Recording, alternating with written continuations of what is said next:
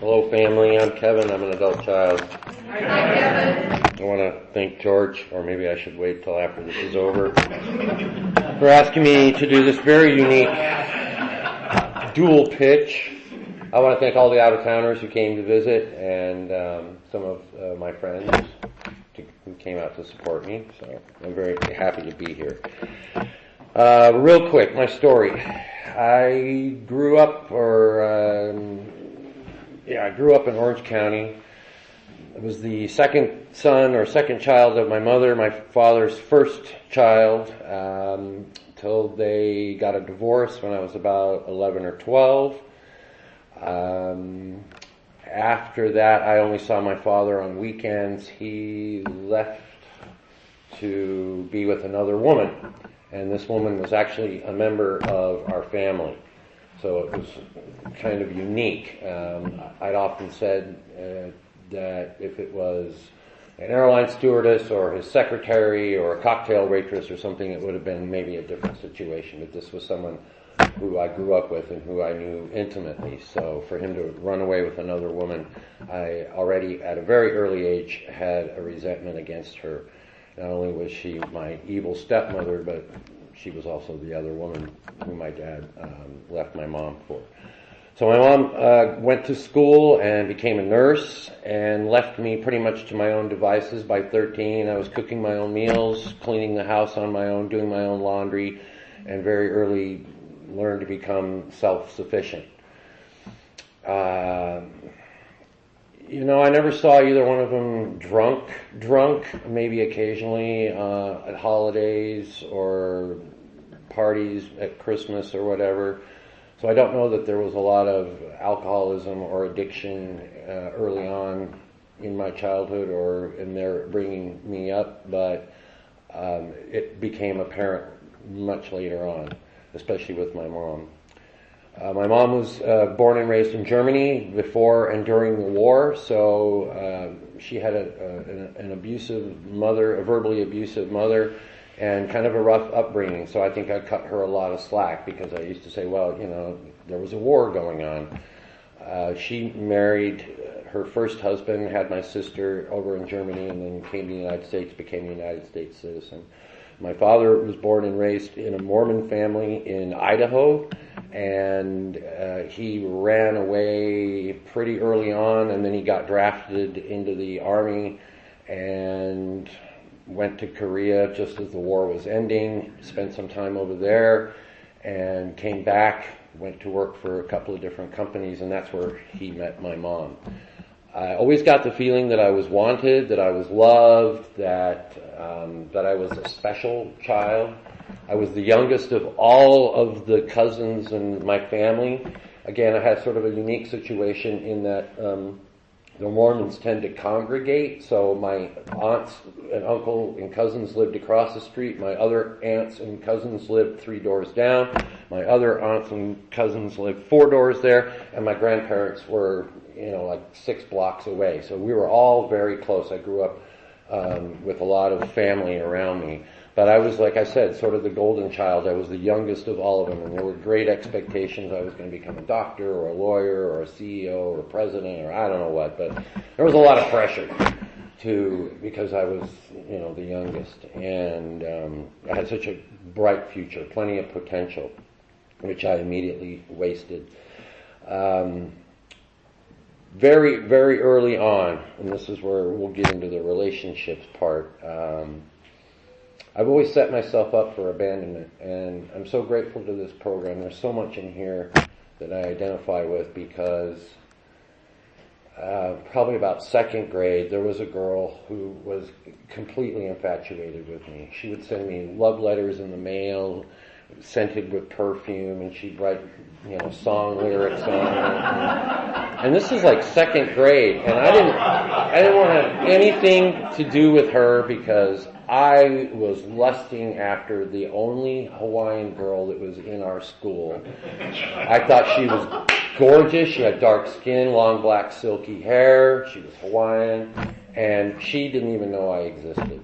So early on, I had already set myself up for abandonment. I mean, here was a girl who probably would have jumped through hoops of fire for me, and I didn't want to do anything with her because Diane Lai was, stealing my heart. And I'm sure that I broke her heart. Somewhere I should probably write her a letter of amends because I was not interested. And that's pretty much how I set myself up for relationships through the rest of my life.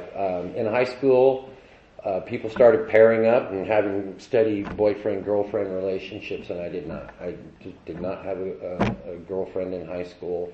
And then I could not wait to get out of Orange County. I had gone up to Northern California and visited San Francisco and fell in love. I found where I thought I needed to be.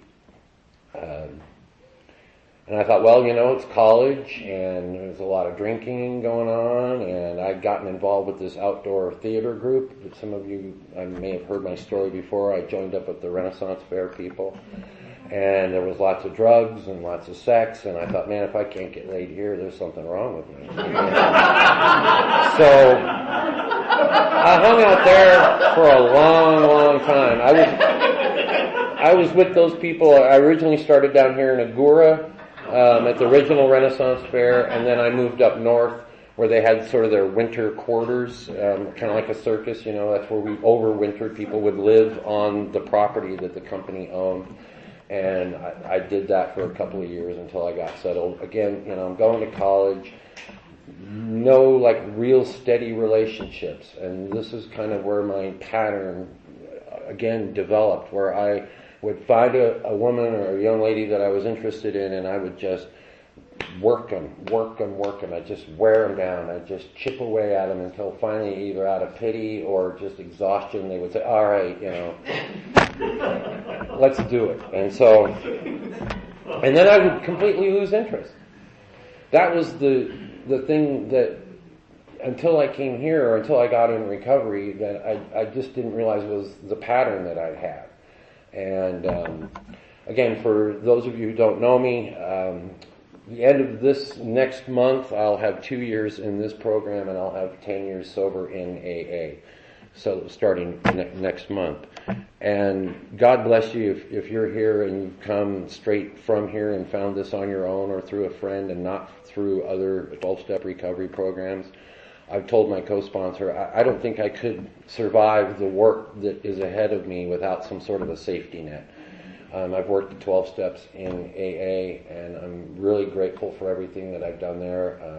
The 4th and 5th step with my first sponsor really opened my eyes and I've had a spiritual awakening. And I realized a couple of years ago that although I was sober and I kept hearing about this emotional sobriety, that I wasn't quite there yet. And I didn't think that, at 10 years, I should have this whole thing figured out.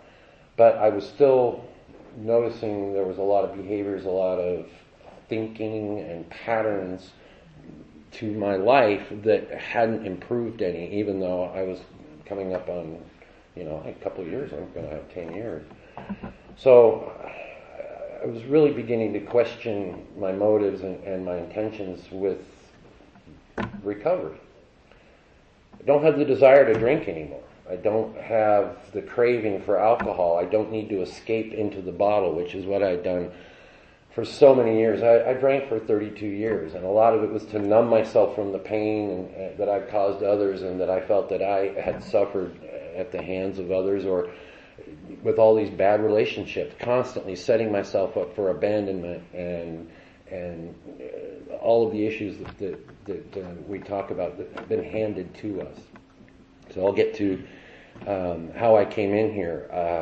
Or maybe I should talk about how I met Monica first. I don't know, because they're sort of intertwined.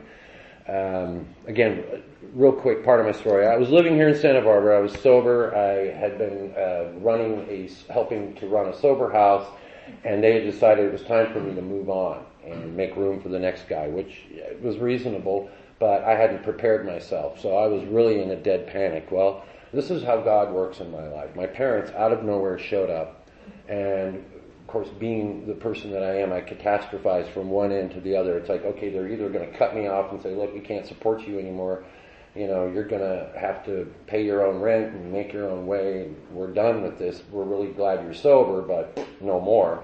Or I thought, well, Christmas is coming and maybe they're bringing me an early Christmas present. So it was either going to be something really great or it was going to be, the end. And I didn't know what to do. I had asked my sponsor at the time, I'm crazy. What am I going to do? And he says, pretend I'm your higher power. What do you want from me? And I said, I just want some glimmer, some glimpse, just a smidgen of an idea of what your will is for me.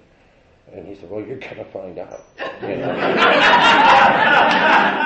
Wait and see. So, of course, it was neither one of those things. It was something that I could not have planned for. They had come to ask me to move back up to Cambria and run their hotel for them because my brother had decided out of the blue to move to New Zealand. Long story, another share. So I was like, wow, turns out I need a place to live and a job. So I thought, well, again, this is God working in my life. This is my higher power doing for me what I can't do for myself. I get to make amends to my parents, a living amends. I get to go and pay them back for everything that they've done for me over the past 6 or 7 years, whatever it was at that time. And I'm helping them out. I'm running the business for them. What a great opportunity. So I moved back up to Cambria. My brother decided that he was going to quit right away. I had no breathing time. I was there literally 24 hours and I had to go to work the next day. So I'm working, and I got a new sponsor up there. I took everyone's advice. I treated myself like a newcomer. I got 3 commitments. I went to 90 and 90. I got a new sponsor. I was working my AA program. And at my Monday night book study, which was my home group up there, I kept seeing this beautiful young lady was walking in. It was obvious she was going to the Al-Anon meeting in the other room. This was sort of a community center, kind of like an Alano club where we had a lot of 12-step meetings. But it was also non-recovery related. They did a lot of work for seniors and for disadvantaged children.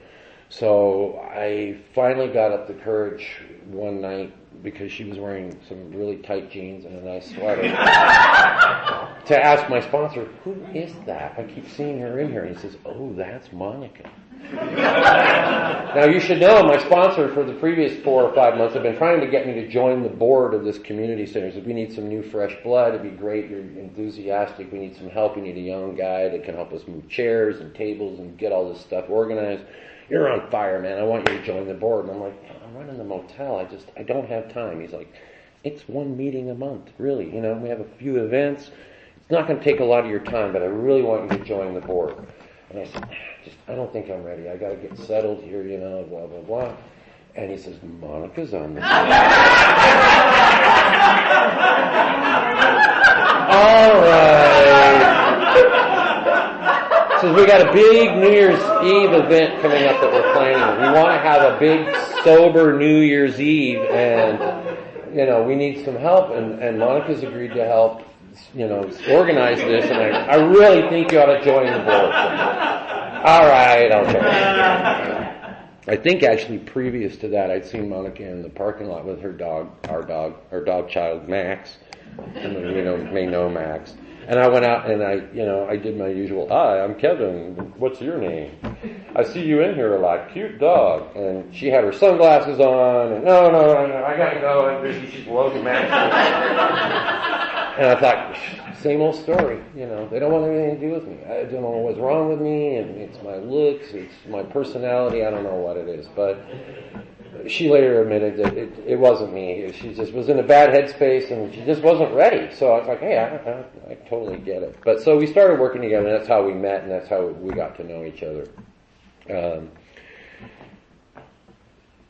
In and out, I helped her with moving and lots of other things that I even tried to get her a job at the motel, and my parents had interviewed her, and they said, yeah, she's qualified, but we just don't think it's a good idea, we know you too well, you're going to get involved with her, it's going to be sticky, it's just not going to be a good situation. Gee, that's really too bad.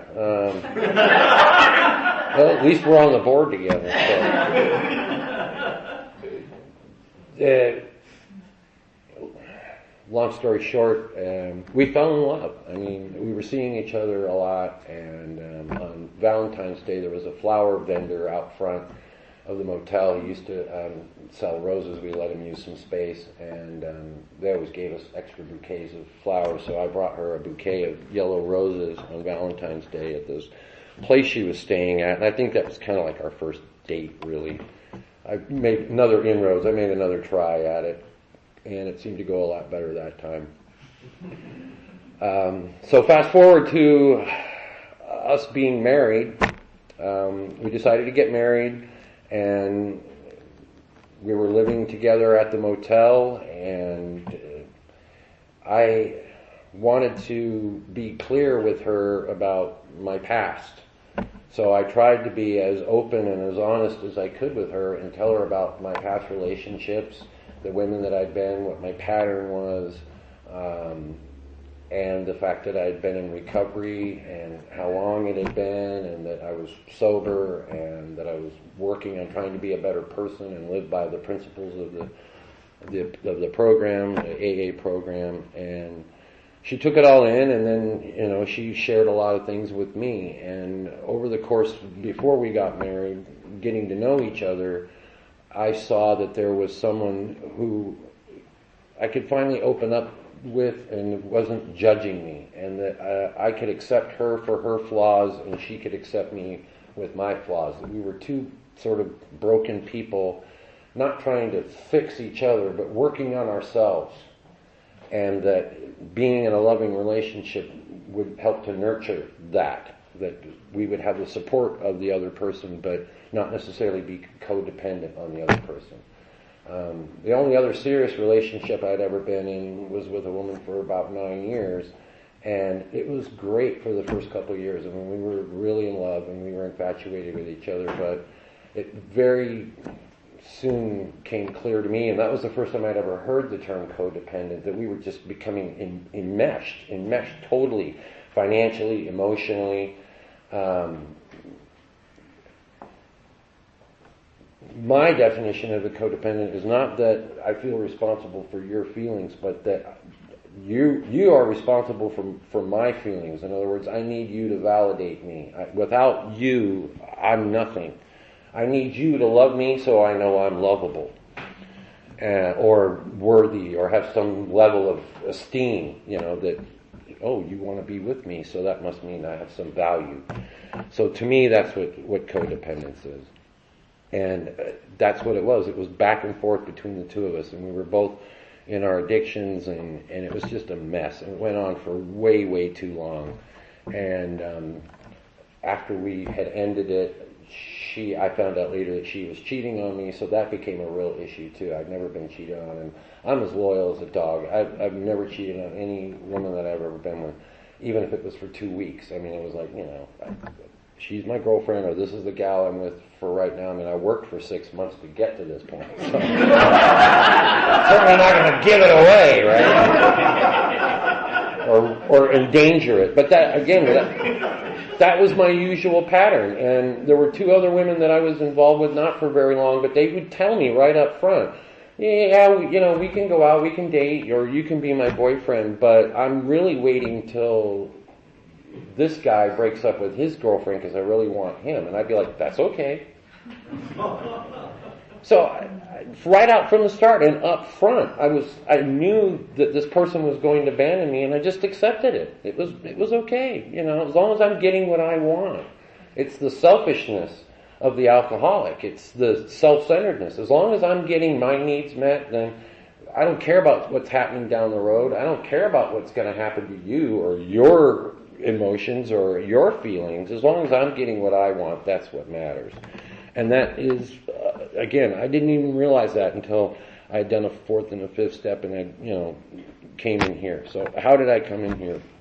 Again, fast forward, we moved up to Santa Barbara after my parents sold the motel, and Monica was getting involved in the Al-Anon community here, and I was going to meetings to support her. I really didn't think Al-Anon was for me. I didn't identify with it for anybody who's in it, and it's helped them. Again, it's a great program, but it wasn't fitting for me. I felt weird because I felt like I was my own alcoholic, and that puts me in a weird position, you know.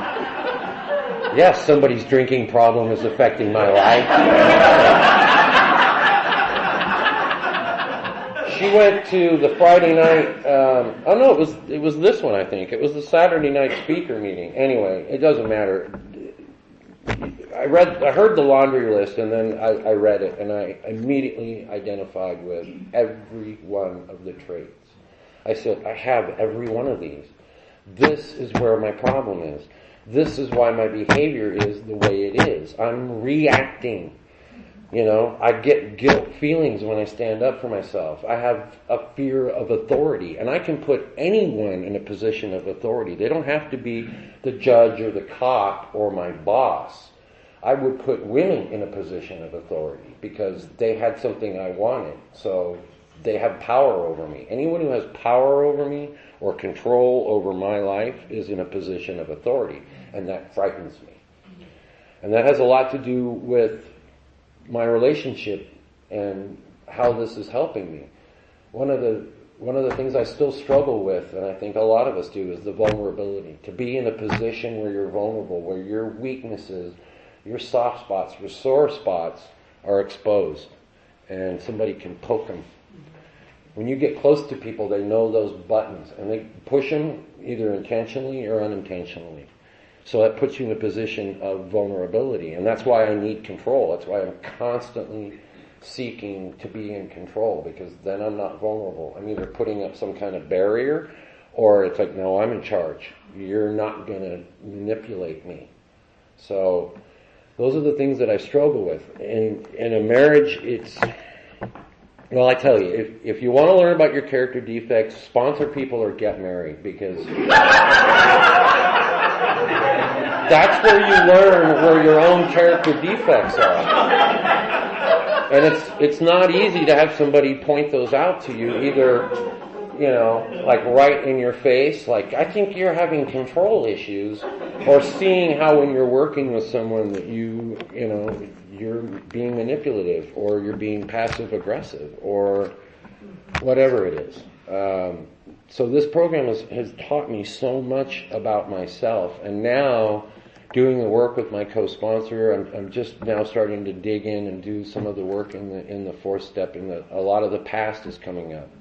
The whole story. I could do a whole share just about the relationship with my mom and my dad. You heard how crazy it started, but I always looked at my mother through rose-colored glasses. Not that she was a saint, but that I always made excuses for her. And now, again, I don't know if it was purposeful denial or whether it was just the drinking had numbed my memory, but things are starting to come up about the role models that I had that, I don't want to say generate, but that are the cause of my behaviors today and the way that I have, well, like we read, adopted and adapted these survival traits. Some of this stuff is stuff that was handed to me probably even before I was born. I have this whole theory, if you're at all interested, look up Gabor Mate about his theory on how a lot of our fears and our anxieties and some of the most deep-rooted emotions that we have may have come in utero. And he has a couple of actual anecdotal incidents where people have said, this was all stuff that was given to me before I was born, when I was still in my mother's womb. And I don't know what was going on outside. You know, I may have heard my parents argue. You know, I saw fights about stupid stuff, and, you know, I thought that you know, that's how men treated women. My dad treated women like sex objects. But I wasn't with him when I was growing up in my formative pre-adolescent years, except on weekends. But I still somehow got that same message. And it was wrong. And my mom, like I said, was very much liberated after they got divorced. She got involved in the women's movement. And I grew up with two very strong women, her and my sister, who taught me that women can be firefighters, women can be CEOs, that women should be equals to men, that they're not subservient and they don't have to stay barefoot and in the kitchen and raise the kids. So I grew up believing that, but I didn't put it into practice. For some reason, I just missed that step. I went straight to the old patterns and behaviors that my father did. And it's a damn shame, because I really wanted to be that guy. When I was growing up, every older man wanted to be like Alan Alda. They all wanted to be this sensitive, caring man who treated women equally and all this. And I wanted to be that guy, but I didn't turn out to be that guy. And I don't blame the alcoholism. I don't blame the drug addiction. I think that was just a symptom of all of the causes and conditions that I'm finding out that were handed to me in this bundle from my parents. And they did the best they could. And I tried to do the best I could, but a lot of my weaknesses and my character defects come from not having good role models. So, again, it's not blaming, it's just, it is what it is. That's how it was growing up. Today, it's joyful, it's loving, it's happy, it's sad, it's not perfect. But the two of us work things out together, and it's so much better to have someone who understands that you don't have to be perfect, that we're human, that we make mistakes, and that we have the tools now to make ourselves into better people, that we want to work towards spiritual growth and honesty and understanding. And that's why I fell in love with her. That's why I married her. I couldn't be with someone who was addicted, who was always thinking that the fault lay with the other person. We own our own mistakes. We own our shit. We own our character defects. Sometimes it takes a little while. And for me, I'm still learning about getting in touch with my inner child and this whole self-care, self-love thing. But, for me, self-love today means taking a break, pausing, not reacting, thinking about what my part in it is. So many times, sometimes in the night, but so many times during the week, I have to do a little 4th step or a 10th step and do a quick inventory and go, okay, what was the cause of this, and why am I reacting this way, and why am I thinking this way, and why am I treating her this way? It's not her fault. It's what I was taught. It's those survival traits that I always fall back on. I like to use the analogy of an old coat. I was going to wear one of my old coats today, but she and I have talked about it a lot. It's, when we're agitated, when we're irritated, when we're sad, when we're angry, we put on that old coat. And it's threadbare, and the elbows are worn, and it looks ugly, and it's old, but it's comfortable. It fits. I feel snug and warm and comforted in that old coat. I know it looks bad, but I still put that old coat on because it's comfortable.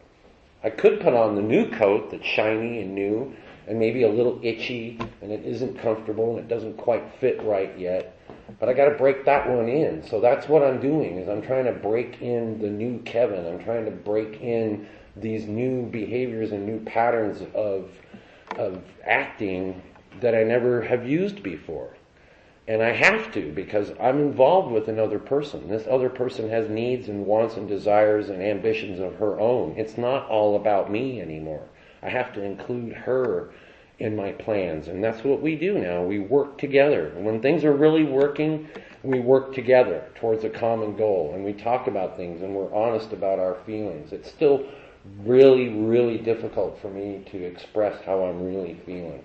And some of that comes from the abandonment. I'm afraid if I tell her what I'm really feeling, she's going to be angry and then she might leave me or she might not love me anymore.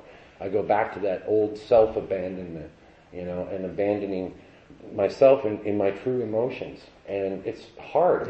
It's an uphill climb, but it's so worth it. It is really worth it. I've finally found someone that I can love and who loves me, and we're equals. We're both working on ourselves. We're both trying to patch each other and ourselves together as we go through this life. And I wouldn't have it any other way. One of the things that I wrote down that I heard in a meeting kind of paraphrasing, but I was denying myself the pleasures in life growing up. It's led to self-pity and a feeling of undeserving and self-punishment. And what I'm doing today in this work and in this program is tearing through the veil of denial and glimpsing my true self in those pieces of the mirror. So when I look in the mirror, I don't see a whole person. I see this fragmented person. There's a little bit of this and a little bit of that. And I'm trying to put that together. But there's nothing sticking it together. There's like this, opposite magnetic force that is sort of pushing all the pieces away, and that's the denial. It's all the denial I've been living with for all these years. And Monica is the glue. She's what helps stick that all together and is making me become that whole person. We will awaken to a wholeness that we never knew was possible. And I know it's possible. That's why I'm still here. I want all those pieces to come together. And it may take the rest of my life, but it's totally worth it. If you're new here, do the work. It's hard. Reach out to other people. Ask them how they do it. And ask them for help. It's one of the hardest things to do. But there's a reward at the end, and that is that freedom that we get by sharing with each other and being emotional and being vulnerable. You have to find someone that you can be vulnerable with and trust enough that they're not going to take advantage of you. We don't take advantage of each other. We don't intentionally push each other's buttons. Sometimes I act like her father, and I don't know I'm doing that. She has to tell me. Sometimes she says things that kids or girlfriends used to tease me about in the past. She doesn't know she's doing that. I have to tell her, oh, that girl, blah, blah, and she used to do the same thing, and that's reminding me of it. So it's triggering me, and I'm reaching for that old coat, and I'm going to put those behaviors to work. I'm going to put that shield on me, all of those, traits that we have that helped us survive.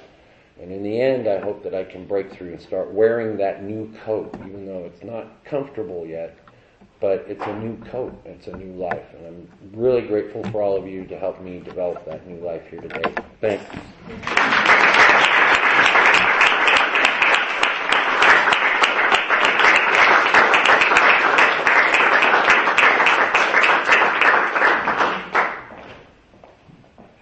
I think we're finished, right?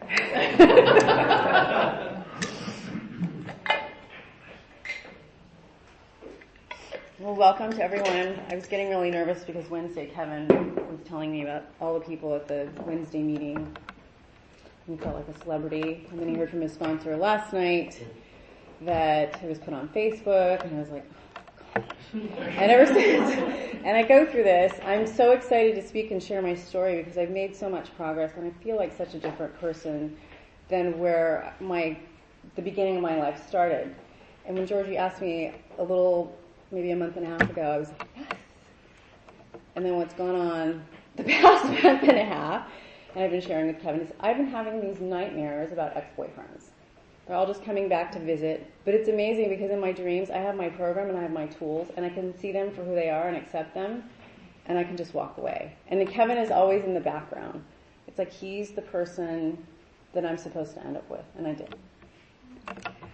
So yes, I'm nervous.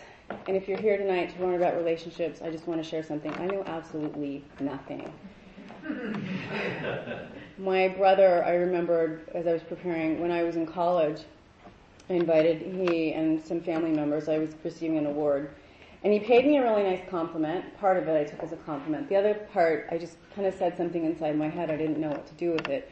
He said, I don't understand. You just received this award. You're such a brainiac. You're a fierce athlete. You're brave and bold, and you don't care. I mean, you put your whole heart into it. What's going on with your relationships? And I thought, inside, I didn't say it out loud, but I thought, I am a relational moron. I have no idea what I'm doing. The things that I used to do was try harder. If I just try harder, I'll find the right person. And I brought some readings I wanted to start with tonight. I love these books. They speak to me. Let's see if I can see. The first one is page 304, Relationships. And my endings in my relationships were always pretty painful. Adult children intuitively link up with other adult children in relationships and social settings. No matter how much we told ourselves that we wouldn't repeat the patterns of our parents, most of us reached adulthood and found ourselves inevitably attracted to others who came from similar backgrounds. It was like we could see each other in the dark. I had some type of special radar. My wiring was absolutely messed up, and for some reason it was like this magnetic pull. I would just be attracted to the addict or the alcoholic. This didn't just happen by accident. It was a well-established pattern that we saw all around us in childhood. I grew up in Orange County, some of you know that. I left 9, maybe 8 years ago, I can't remember, in May. Next month will be 7 years that my brother passed away of the disease. He was only 32. And I left to get away from my dysfunctional family. As a really good fellow traveler put it, I've divorced myself from my parents so I can survive, because they are so unhealthy for me that when I left Orange County, I was having suicidal thoughts and severe anxiety. I had a few accomplishments. I had been laid off from teaching, and this anxiety and these suicidal thoughts were settling in, and I didn't know what was going on. And I finally realized that I was allowing them back into my life after I'd been laid off from my job, and they were helping me financially. Our family was amazing. It was huge. I come from a Spanish Aztec background. There were 14 on my dad's side. There have been at least, I would say, since my brother's passing, at least, well, all together, starting with my dad. My dad's dad died of the disease when he was 56. My dad was a 12-year-old boy, and he was the first one to go into cardiac arrest from being an alcoholic. So there's been about 12 people in our family. The second that went into cardiac arrest was my aunt, and my brother was the third, that have died of the disease. A suicide attempt. One of my cousins rode his motorcycle into a tree, killed himself. So there's been drugs and alcohol, and everybody just kind of looks the other way. It's part of our Spanish culture. We don't talk about it. People drink. There were lots of fun activities. And they would usually end up, whatever it was, I remember being terrified, and I was thinking about all these memories and things as I was living through them. I felt like it was a silent movie where I was just so struck with terror and fear. I couldn't hear anything. I was just frozen, and I could just see what was happening. And the events would end with my dad being completely wasted, trying to kill one of his brothers, and everyone trying to pry him off, or strangers at a softball game at a park, him picking a fight, or a softball tournament. We had gone to a restaurant, he got drunk, and 3 of the sets of the parents and my parents were walking back to the parking lot in a car, just happened to brush by my dad. So my dad went and knocked on the window and was trying to get the guy out of the car so he could beat the crap out of him. Some of my earliest memories were at 5 years old, my dad used to beat the crap out of my mom. And it was either the police coming over or aunts and uncles trying to pry him off. And he would pull his shotguns out, his hunting rifles, and knives. And again, it was just that silent, I couldn't hear anything. I was just frozen. I didn't know. I don't think I cried. I just held everything in. I'm shaking a little bit talking about it. And that abuse from my mom kind of transferred over to me. If I made mistakes at a very early age, I got hit. I'm able, because of this program, to share and talk about it. I was so afraid of him, it got to the point where he would hit me, I would wet my pants, but it got to the point where he would be coming down the hall in a rage. I would wet my pants because I was so scared. And then I would be shoved half naked under a dark bed or locked in a black closet. So those are the things that he did and how sick he was. And I understand, like Kevin said, that our parents did the best they could, but he has no tools, and he won't speak to me today because I'm not supposed to talk about this or trust anyone or feel anything, because the problem was me. Growing up, I started running away. That was my survival skill. Run away, get away. By the time I was 18, I moved out. The first time, my mom also used to hit me a lot, in the face. She'd break paddles over my head, brushes on the bottom, and this one time, it was the summer, she was on top of me, she had my hair, she was slamming me on the bed, and I said, I wish I were dead. And she said, what? And I said it again. I don't even know where it came from. I said it. She grabbed me by the neck, threw me out of the house. I sat on the curb crying. I was barefoot in my pajamas, which was my PE shorts and tank top that I wore to bed. I don't know who or how, but I walked up the street, borrowed 60 cents for the bus, and I took the bus across town to a friend's house. And that just started my whole career of running away and trying just to survive, because along with the physical abuse, there was sexual abuse from my dad, from cousins, from neighbors. And my dad started treating me when I was in my early teens like I was some tramp. And they knew, and my mom knew, and she never ever protected me. She was always, always on his side. And I knew something was wrong. Let me fast forward a little bit. So by the time I was 18, I couldn't wait to get the hell out of there. And I never ever, and Kevin knows this because I've said this, I never wanted to get married because of what I saw them going through. But yet throughout high school, I always had a boyfriend. And if we were about to break up, that painful ending, there were two waiting. I was waiting. Those two were waiting in the back. I always had to have someone to fill up that hole in me, to make me feel whole, to want and love me, because along with the physical abuse I was getting to was the verbal abuse. I was told, you're not wanted, you're not good enough, you're not skinny enough. You know, if I had blemishes on my face, my dad would tear me down. If I didn't, I had a lot of responsibilities. If I didn't wash the car correctly, he wouldn't tell me to wash their cars, and then he'd go with his white glove and check like the interior and everything, and it was like by osmosis I was supposed to know, all these unspoken expectations of what I was supposed to do. So I struggle with that perfectionism today. My relationships continued from high school through college. I started to feel a shift, and I knew there was something wrong. I didn't know what it was. I'm extremely grateful to them today because they sent me to a counselor when I was in the 8th grade to find out, why is she running away? Well, I didn't trust anyone, so I never told the counselor what was really going on at home. I just remembered the last session of him asking if I wanted to be in the room when he spoke with my parents, and I did not, because I thought if I said something wrong, I was going to get beat when I got home. And I remember my parents leaving and me in trail and just saying, my dad shaking his head saying, we don't understand why she keeps running away. Told you're not wanted, you're not loved, hit, humiliated in public, humiliated in the worst ways at home in front of my mom. My dad would manipulate the truth. He would do something to me and then tell my mom something else, and she never believed me, but she was there the entire time. So my relationships in college got really interesting until I met Kevin. And I'm so grateful for all those relationships and boyfriends, because I learned something and I carry something good from those relationships today, and they helped me get to where I was supposed to be, married to Kevin and in recovery.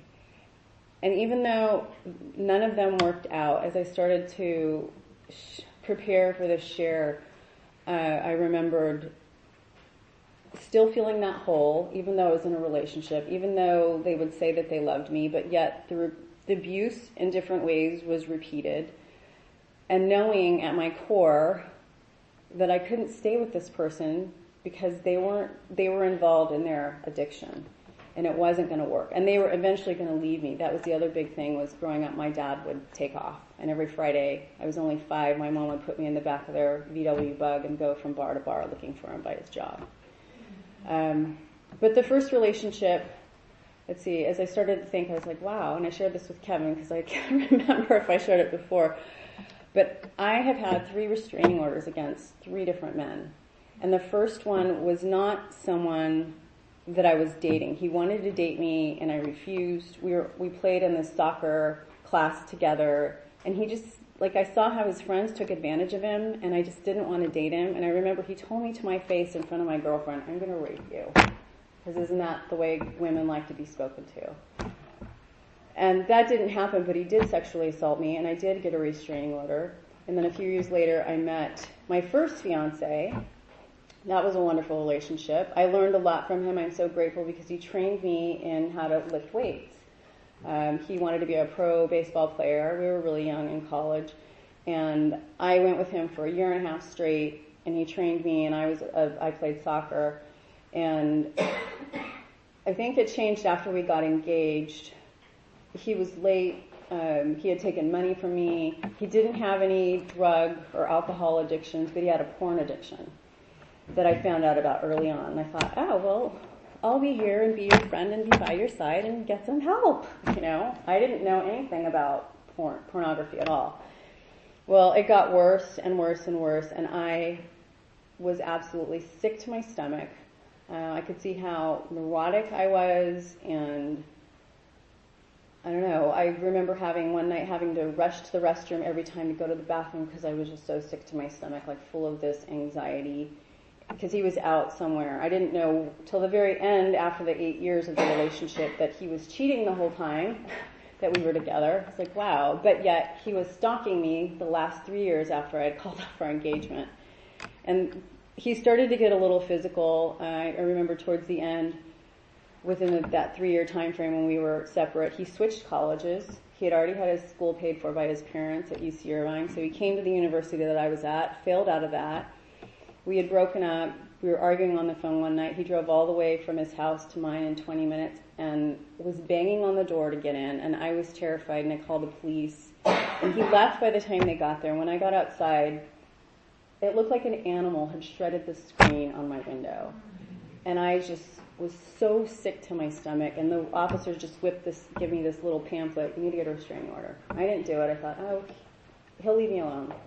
The second time he came back, he knew I was home by myself, and my sister had just left. We shared the same apartment, and thankfully there was like this frosted glass down below, and there was a door up here, and I could just peek outside, and he was knocking, and I saw the silhouette of his jacket that I had bought him. It was him. So I called the police. They had me get off the phone when they arrived. I let the police in, and they had him cuffed. And I went through with the restraining order because he would not leave me alone. So that was what my relationships were like. The nice boys, and I closed my eyes and I remembered 3 from high school through college. I didn't want anything to do with them because it was so boring. They were nice and probably normal, and I just didn't feel that intense fire and passion, and I thought, they're going to find out who I really am, and I didn't even know who I was, and they're not going to like me. And I remember the last one, or maybe the middle one in college, Rob. He was really cute. He was a soccer player. We played on the men's soccer team together, and I was with the first fiance. He's like, what are you doing? Can't you see what he's doing? And I just felt so bad because, again, there was this magnetic connection to this person who was addicted, and I couldn't even go to the other person. I didn't think I expected to be, I believed I didn't expect to be treated well or the best. So the last 2 relationships, I didn't get engaged. These were the serious relationships. The middle one, and he was emotionally abusive, started to get physically abusive, and found out was cheating on me again. And I think it was Christmas Day. I was supposed to pick him up at the airport. And usually every Christmas I'd fly back east with him and spend Christmas with his family. And for some reason I could not go. I'm like, if I stay in this relationship and if I get married, I'm going to die. And I had a dream about that. So I left. I called his baseball buddy, can you go pick him up at the airport? No, I can't. Well, I'm not going to be here. And I split all the way up to Atascadero. I just left. And New Year's Day we broke up and never spoke again. And then the last one, and thankfully for the first 2, I started to develop a little bit of a voice. So the next one after I took a year off was the third fiance, and he started to get physically abusive. I'm grateful because I rescued my dog from his family. He kicked my dog. He shoved me down, tried to kick me a couple times, and by the 3rd time I think I started fighting back, and I was just like, this is done. And again, the stalking just continued for a year. And I think my part in it was I saw what my mom went through, and I remember feeling that gut feeling in the very first relationship was, I have to help him and I have to love him. I'm going to love him enough until he changes. I'm going to love him enough until he loves me and he loves himself. And I have to stay because my mom stayed, and they're still married. I can't remember, I don't even know how many years my parents have been married. So that was the whole fun history. It was pretty crazy. There was drinking involved. I'm not an alcoholic. I'm an Al-Anon. and obviously an adult child. And then fast forwarding to Kevin, before I met him, like I said, I moved away from Orange County. I had a friend who had been in AA. Her story was similar to mine. She started a nonprofit for survivors of sexual abuse. There were 16 in her family. Her dad was the pastor, and he was raping the girls and molesting the boys. And 4 of her boys by that time had died. So while I was up in Cambria, she was my counselor down here. We kept in close contact, and I knew her story. I read her book, and she was a great, amazing friend. And I asked her one day, I just felt higher power led to go to Al-Anon. I said, what do you think? And she said, I think that would be great. So I started Al-Anon up there, and it wasn't until I moved here, because they had one ACA workshop that I went into. I remember they were just starting ACA in Cambria. And for the first time, I went at the end or the middle, I heard them talk about the sexual abuse. And I had no idea that that was part of this disease as well. And I just felt sick to my stomach. I wasn't ready, and I didn't stay. I just listened for a little bit, and then I left. I didn't feel safe. I couldn't trust. I couldn't feel my feelings. So the story about Kevin. So because my wiring is so messed up, I was dating someone up there. That went south. I ended up homeless, living on a winery with my dog, with another alcoholic family. Got out of that. Found a temporary place until I moved to Cambria, and my friend, the survival, what was he? Her name's Claire. I'll just say her name instead of the whole title.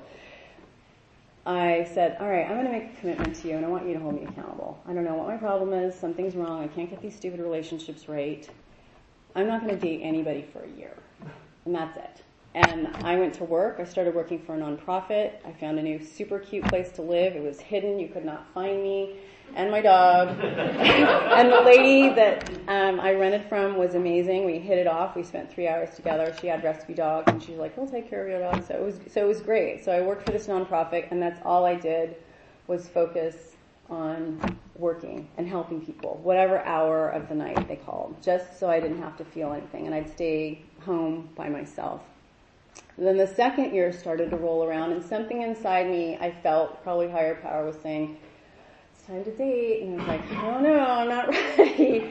And she said the same thing. She said, I think it's time you start to come out of your shell. And I had some older women friends in Al-Anon. They were like aunts and mothers, and they were saying, oh, we're so worried about you. There's no one here in Cambria. You're not going to meet anybody. Everybody's retired and old. And I said, if I have to move to Sweden, I'll move. I don't care. I'll move. I'm not worried. When I get there, I get there. So I'm not sure what the exact saying is when someone relapses in alcohol with their addiction, that it's like 10 times worse. Well, when I came out of my dating hiatus, it was 10 times worse the person I met.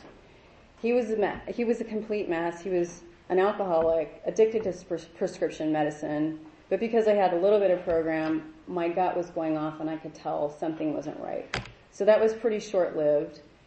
And before I was ready, a year before, when I was still on my break, and Kevin and I had met later, he was telling me the story about how he was trying to talk to me that day in my car. And I whipped my head up, and I remembered, and I'm like, oh, all I remember seeing was like shoes and jeans. And I peeled out of that parking lot. So this whole dating thing was ending with this other guy, and Kevin's sponsor had asked to help set up for the sober New Year's Eve party. So I said, sure. So he and I were the only ones that showed up. And he talked the whole time. We were putting the Christmas lights up and the decorations, and it was only he and I, and I'm like, he probably has a girlfriend or he's married. Great. But he talked the whole time, and I found out later that he was nervous. So, of course, I had 3 parties to go to, and that crazy guy invited me to a nice dinner party, so I went to that. I dropped off some tamales at the sober AA New Year's Eve party, and I left. I didn't see Kevin at all, but we did join the board. I had a counselor at the time, and for 5 months we were really good friends. I had kind of taken a break from the Al-Anon, but I was going to the AA speaker meetings and really learning a lot about the disease, and my brother had just passed, so understanding a lot of what was going on, the addictions, and why my wiring was so messed up, and why my parents were the way they were, and I had these patterns and behaviors from the past that just weren't serving me. And about 5 months into our friendship, I guess he said he was courting me, I told my counselor, I kind of whipped my head up, and I'm like, this guy is really genuine. He's such a gentleman. He's so respectful. He's not tried to grope me or make any sexual advances. I think I like him. And thanks to one of his friends that lives here in Santa Barbara, who was there that weekend, it was May 3rd, it was a Friday, I remember. And I had been there a couple times at the hotel visiting Kevin, and this was the second time his friend was there. And he's like, how's your girlfriend Monica? Not in front of me, to Kevin. So Kevin brought it up, and I said, so, what do you think? And that just kicked off the whole conversation. I felt like we were two little kids in elementary school holding hands, because there were some grouchy women on the board, and I didn't know what the guidelines were if you're dating somebody or anything, and we decided to make that commitment to be boyfriend and girlfriend and be exclusive. Recovery I found here, ACA, my Al-Anon sponsor, after Kevin moved me here and after we got married, felt that I needed something a little bit deeper. I was having still severe anxiety. I wasn't feeling my feelings. I'm addicted to keep moving, keep going, help everybody else. Sports is my main thing, just keep moving. Run yourself into the ground. And she said one day to me, I think you should go to ACA. And I was like, oh, okay. Well, I tried it. And I was just too overwhelmed with being newly married. Kevin moved me here first, trying to get situated, trying to get a job situated. And then I think I went back a year later. I remember I just celebrated 2 years. June 29th was 2 years. And let me tell you, it's pretty embarrassing to talk about when your character defects come out. Because at the beginning, I would say, this is our 4th year being married, and I feel like I'm just starting to calm down. The first year was really stressful, but the first 3 years, I have been so rigid. I'm in control, I'm in charge, I'm going to give 500%, you're going to do it my way. And I feel like more than once, these foreign beings, and that's my dad and my mom, they just overtake me, and I start to react and say things. I'm not violent or anything, but say things the way they would speak to me, and then be completely embarrassed and ashamed and have to apologize, and then be completely embarrassed and ashamed because I have to apologize because I've hurt this absolutely extraordinary man that loves me and that I love. So this past year I've really had a lot of awareness as I deepened in my program. I know I have all these traits, and more than once I've shared with Kevin, I'm like, I don't know who I'm supposed to be in this marriage. Because in the past relationships, I was whoever you wanted me to be. The middle boyfriend, the Rhode Island guy, I would straighten my hair. I was super skinny. He wanted me to get a boob job. I went to visit a doctor once. His friend said, what is he thinking? So I always had to look a certain way and not speak. I didn't have a voice. And then there was another guy that was around for 20 years. He's the one who keeps coming up in all my dreams 3 times. And he wanted my hair curly wild, and he just wanted to change me. And I remember when I met Kevin, I had told my friend, I said, I'll shower. I'm not going to brush my hair. It's cold in Cambria. I'm going to wear my clogs, my Levi's, and my thermals. No makeup, and that's it. And if he likes me for who I am. And if he doesn't, oh well, then it's not meant to be. But because of these relationships and the recovery I started to gain, that's where the strength started to come. And I moved away from my family to break the cycle, because I still, to this day, struggle. I still feel, when I make mistakes, I talk to my sponsor, I'm in constant contact with her, what is wrong with me? And then I just shared this past Wednesday, as of lately, I hear my therapist and my sponsor's voice saying, you have 40 plus years of all this past, these false lies, these past behaviors and patterns ingrained in you. It's going to take some time. And then I'm able to cut myself some slack and be like, oh, I don't have to do it perfectly. My dad was such a perfectionist. If you drop something, you get hit. If the kitchen isn't clean, our place, we're still, I call it merging of the 2 households. Things are still in boxes. Kevin's sister or cousin that was at our wedding said, so what? I'm like, really? Like, the whole house isn't cleaned, and I haven't baked cookies and made brownies and homemade dinners, and that's okay that not everything is done. And she's like, who cares? So what? At the end of the day, is that really important? But this program has helped me. I know last year when